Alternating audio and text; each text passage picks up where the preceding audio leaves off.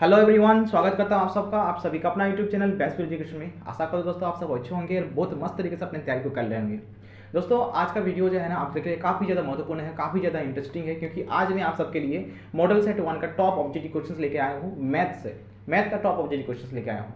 दोस्तों model set को practice करना आपके लिए बहुत ज़्यादा जरूरी है, क्योंकि मॉडल सेट से बहुत सारे क्वेश्चन आपका एग्जाम में पूछे जाते हैं दोस्तों। ठीक है, जैसे कि प्रीवियस ईयर का एग्जाम में अगर बात करें अगर, तो मॉडल सेट 1 से आपका बहुत सारा क्वेश्चन आपको प्रीवियस ईयर एग्जाम में मिला था दोस्तों। ठीक है, मॉडल सेट 1 जो है ना, 5 मॉडल सेट तैयार किए गए थे आपके प्रीवियस एग्जाम के लिए। तो पांचों मॉडल सेट का तैयारी करना आपको बहुत आवश्यक है, क्योंकि अभी तक जो है ना नया मॉडल सेट आया नहीं है। तो क्या करना है आपको, ऑल मॉडल सेट को आपको प्रिपरेशन करना है, साथ ही साथ में क्वेश्चन में कभी को प्रिपरेशन करना है। ठीक है, तो चलिए आइए स्टार्ट करते हैं आज का सेशन और देखते हैं कि कौन कौन सा क्वेश्चन इसमें पूछे गए थे दोस्तों। तो सबसे पहला क्वेश्चन आपको स्क्रीन पे दिख रही होगी दोस्तों। सबसे पहला क्वेश्चन आपसे पूछा है 120 को अभाज्य गुणनखंड के गुणनफल के रूप में लिखा जा सकता है। 120 का हम अभाज्य गुणनखंड करेंगे, तो जब हम 120 का अभाज्य गुणनखंड करेंगे दोस्तों, उसका अभाज्य गुणनखंड किस प्रकार आएगा, तो उसका अभाज्य गुणनखंड ऑप्शन ए में जो दिया हुआ है, ये आपका ऑप्शन ए राइट आंसर होगा। ये किस प्रकार आएगा, 2 into 2 2 into 2 into 2 into 3 into 5 है ना। जब इन सभी संख्याओं का हम गुणा करेंगे तो आप देख सकते हैं कि इन सभी संख्या का गुणनफल क्या है, 120 है। यानी ये जो ऑप्शन ए में जो संख्याएं दी गई है गुणा के रूप में, ये आपका अब 120 का अभाज्य गुणनखंड है। ठीक है, आगे बढ़ते हैं, नेक्स्ट क्वेश्चन नंबर 2 देखते हैं। क्वेश्चन नंबर 2 में आपसे पूछा है 306 तथा 657 का महत्तम समावर्ती 9 दिया है, 306 तथा 657 का लघुत्तम समावर्ती क्या होगा। यानी कि आपको मौसो दिया है, आपको लॉसन निकालना है। तो मौसो अगर दिया रहे तो लॉसन निकालने का तरीका क्या है, जो दी गई संख्या है, जैसे कि आपको 306 है ना, गुना दी गई संख्या का हम गुणनफल करेंगे, 306 गुना 657 करेंगे। ठीक है, डिवाइड क्या करेंगे, जो हमें मौसो दिया गया है। ये आपका क्या है, पर तरीका है निकालने का, लॉसन निकालने का तरीका। दी गई संख्या का गुणनफल बटा जो मौसो दिया हुआ है उसे हम बटा कर देंगे। यहाँ से हम 9 से 306 को काटेंगे तो हमारा यहाँ पर होगा 34 होगा। और जब हम 34 को 657 से मल्टीप्लाई करेंगे तो हमारा आएगा 22338। आप मल्टीप्लाई करके देख सकते हैं दोस्तों। ठीक है, जब हम क्या करेंगे 34 को 675 से मल्टीप्लाई करेंगे तो हमारा आंसर आएगा दोस्तों 22338। इसका राइट आंसर होगा ऑप्शन बी इसका राइट आंसर होगा। आप मल्टीप्लाई करके देख सकते हैं। आगे बढ़ते हैं, क्वेश्चन नंबर 3 देखते हैं। क्वेश्चन नंबर 3 में आपसे पूछा है 15 और 25 का एचसीएफ है। 15 और 25 का एचसीएफ हाईएस्ट कॉमन फैक्टर। तो 15 और 25 किसके पार हम आता है, तो 15 25 दोनों सिर्फ और सिर्फ 5 के पार हम आता है, इसलिए इसका राइट आंसर होगा ऑप्शन ए 5। 15 25 का सिर्फ क्या होगा, 5 होगा दोस्तों। ठीक है, आगे बढ़ते हैं, क्वेश्चन 4 देखते हैं। क्वेश्चन 4 में आपको पूछा है एक प्राकृतिक संख्या का अभाज्य गुणनखंड उसके गुणनखंडों के क्रम को छोड़ते हुए डैश होता है। एक प्राकृतिक संख्या का अभाज्य गुणनखंड उसके गुणनखंडों को उसके गुणनखंड के क्रम को छोड़ते हुए डैश होता है। तो डैश होता है ये, यहाँ आपका ऑप्शन बी राइट आंसर होगा, अद्वितीय होता है दोस्तों। ठीक है, क्या होता है, अद्वितीय होता है।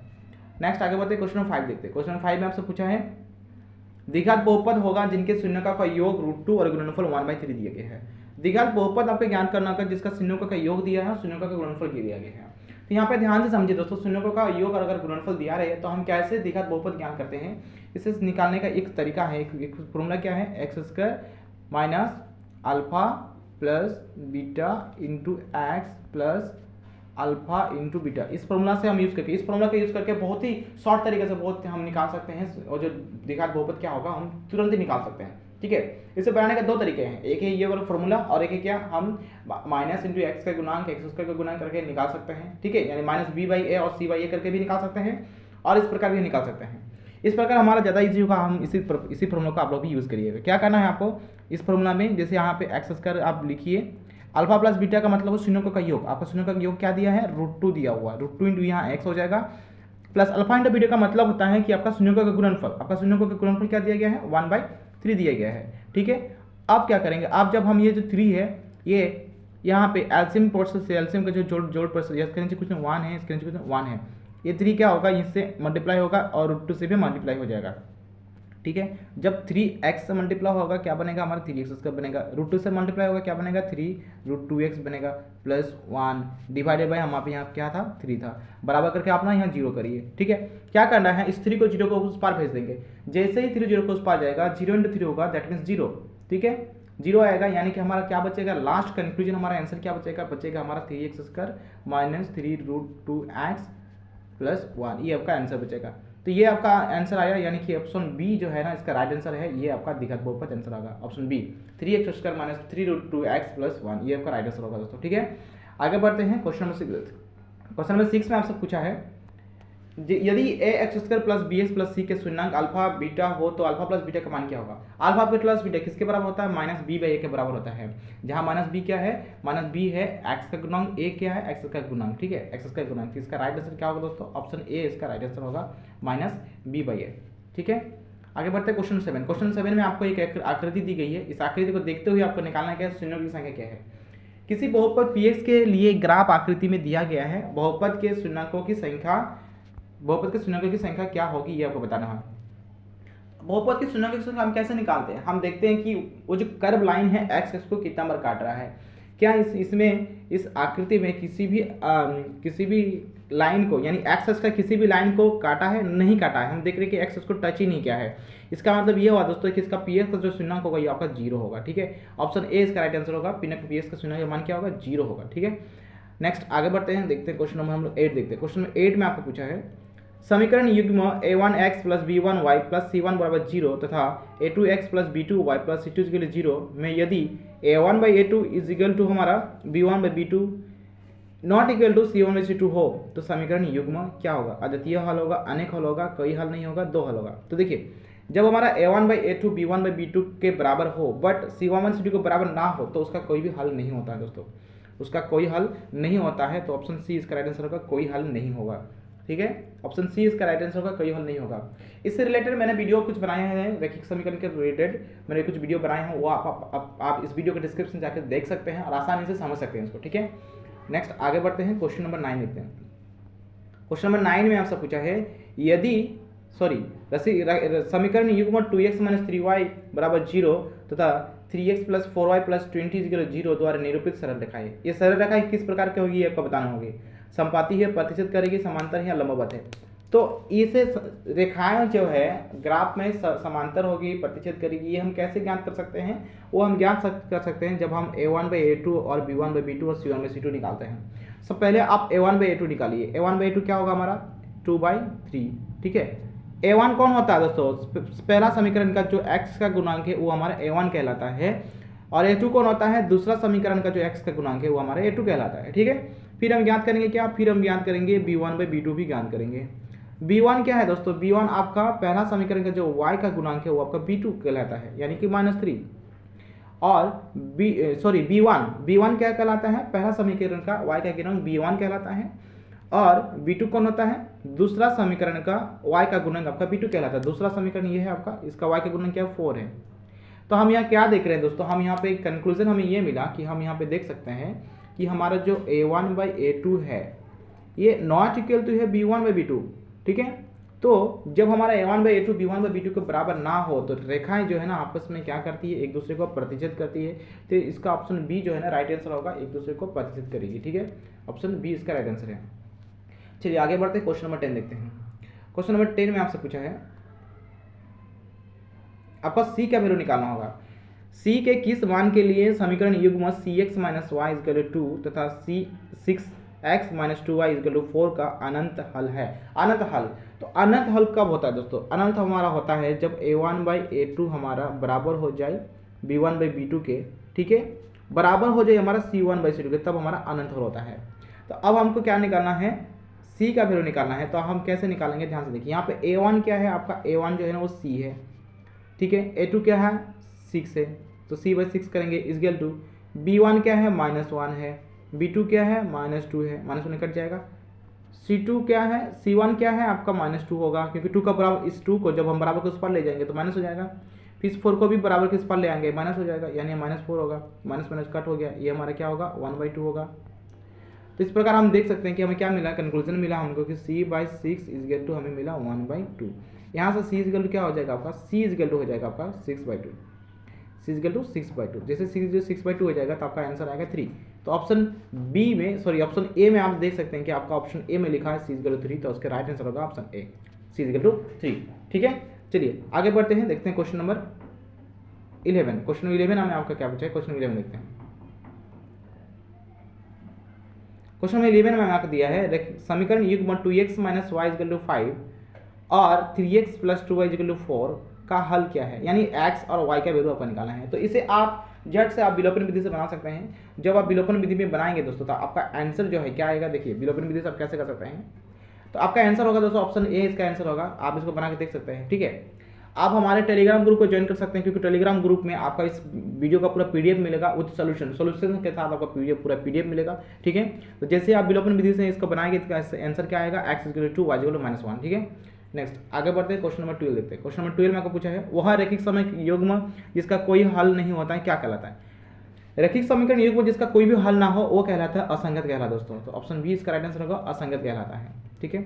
नेक्स्ट आगे बढ़ते हैं, क्वेश्चन नंबर 13 देखते हैं। क्वेश्चन 13 में ऐसा पूछा है रैखिक समीकरण युग्म x + y = 9 और x - y = 1 का हल क्या होगा। इसको जब आप सॉल्व करेंगे तो इसका आंसर आएगा 5 4। x का वैल्यू 5 आएगा, y की वैल्यू 4 आएगा। इसका राइट आंसर होगा ऑप्शन सी इसका राइट आंसर दोस्तों, ठीक है।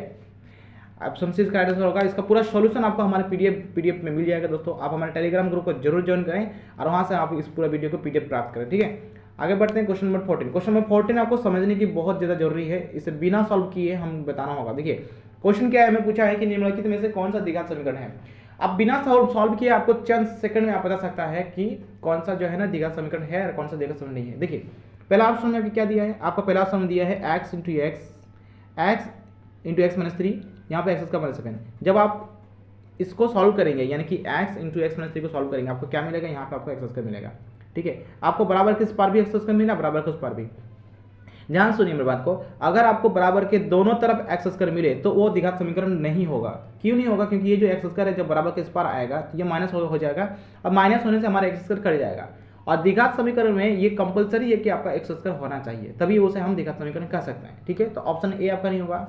इसी प्रकार आप देख सकते हैं कि ऑप्शन बी में भी जो है ना, ऑप्शन बी में आपका x + 1 का होल स्क्वायर लिखा हुआ है। तो जब हम x + 1 का होल स्क्वायर को हम जब सॉल्व करेंगे तो हमारा यानी कि बराबर के इस पार भी हमें x² मिलेगा, और यहाँ पर भी हमारा x² दिया हुआ है। तो मैंने कहा कि दोनों तरफ अगर बराबर के दोनों तरफ x² आपको मिले तो वो आपका द्विघात समीकरण नहीं है, ठीक है, द्विघात समीकरण नहीं है। लेकिन आपको सवाल क्या दिया है कि निम्न में से कौन सा द्विघात समीकरण है, ये आपको पूछा है। तो आप ध्यान से देख सकते हैं कि जब हम ऑप्शन सी में आते हैं, ऑप्शन सी को देखिए ध्यान से।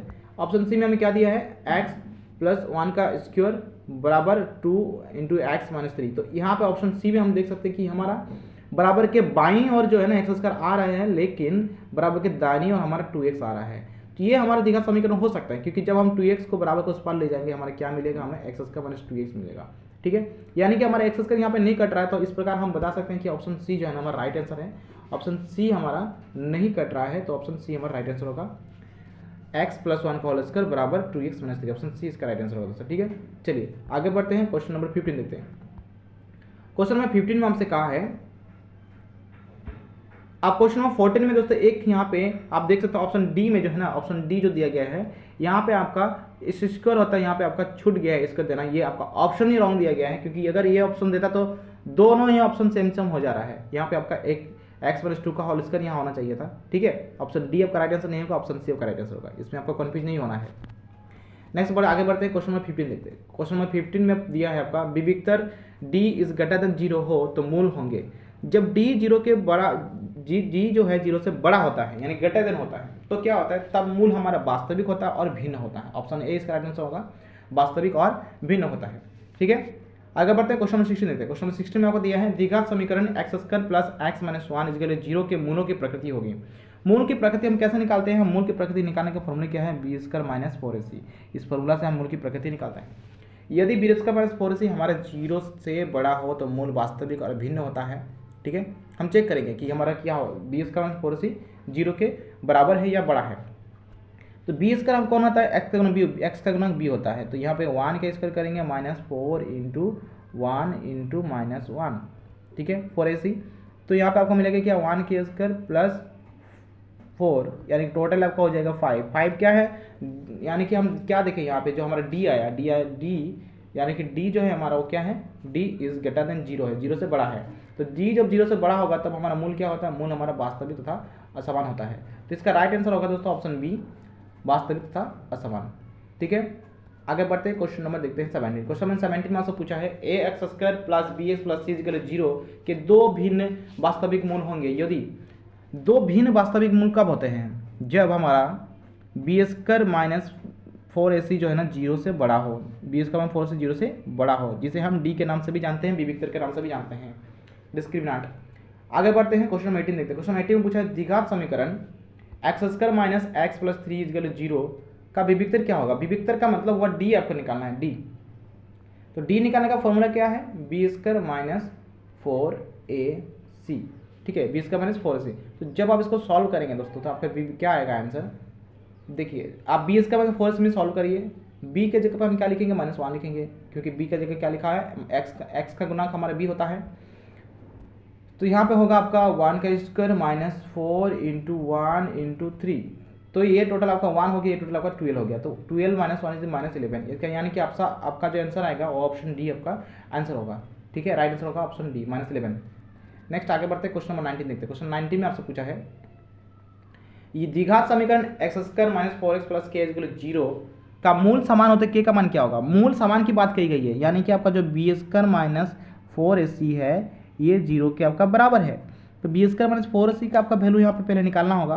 तो जब आप बी स्क्वायर माइनस 4ac का वैल्यू निकालेंगे तो आपका आंसर क्या होगा? यानी आंसर होगा -4 का स्क्वायर माइनस 4 इंटू 1 इंटू के इजगल टू आपको क्या करना है? 0 करना है, ठीक है। तो -4 का स्क्वायर करेंगे तो 16 होगा, 16 माइनस 4 के इजगल टू 0। 16 को जब आप 0 के उस पार भेजेंगे तो क्या आपको मिलेगा? आपको मिलेगा दोस्तों, आपको यहाँ पर रिजल्ट क्या मिलेगा? आपको रिजल्ट मिलेगा -4 के equal to -16, minus minus cancel हो जाएगा, आपका के इजगल टू क्या मिलेगा? 16/4। जो 4 से कटेगा तो के वैल्यू क्या आएगा? आपका के वैल्यू आपका आएगा 4, यानी कि ऑप्शन ए इसका राइट आंसर है, के इजगल टू 4, ठीक है। इस पूरा वीडियो का पीडीएफ आपको मिल जाएगा, इसके लिए आपको टेंशन लेने की जरूरत नहीं है। आप हमारे टेलीग्राम ग्रुप को ज्वाइन करिए, आप पूरा सॉल्यूशन के साथ इस पीडीएफ को आप प्राप्त करिए। आगे बढ़ते हैं, नेक्स्ट को ये 20 नंबर देखते हैं, ये हमारा लास्ट क्वेश्चन है, और नेक्स्ट 20 के जो क्वेश्चन है वो हम आपको नेक्स्ट वीडियो के पार्ट में आपको दे देंगे। क्वेश्चन नंबर 20 में आपको पूछा है कि द्विघात समीकरण X square minus 5x equal 6, तो मूल ज्ञात करें। मूल यानी कि एक्स का मूल निकालना है। तो जब आप इसको सॉल्व करेंगे दोस्तों, मूल निकालने का 3 विधि है, एक आपका गुणनखंड विधि, एक है आपका पूर्ण वर्ग विधि, और है एक आपका द्विघाती सूत्र विधि। तीनों विधि में से किसी भी एक विधि से आप मूल निकाल सकते हैं। तो आपका आसानी होगा गुणनखंड विधि, तो आप गुणनखंड जब करेंगे तो इसका ऑप्शन आंसर आएगा दोस्तों 2 और 3, ठीक है, 2 और 3 इसका राइट आंसर होगा। आप इसे बना के देख सकते हैं दोस्तों, ठीक है। तो ये था हमारा top objective question, 20 objective question आज हमने कंप्लीट किया। नेक्स्ट 20 का ऑब्जेक्टिव क्वेश्चन मैं आपको पार्ट 2 के वीडियो में आपको डाल दूंगा, ठीक है।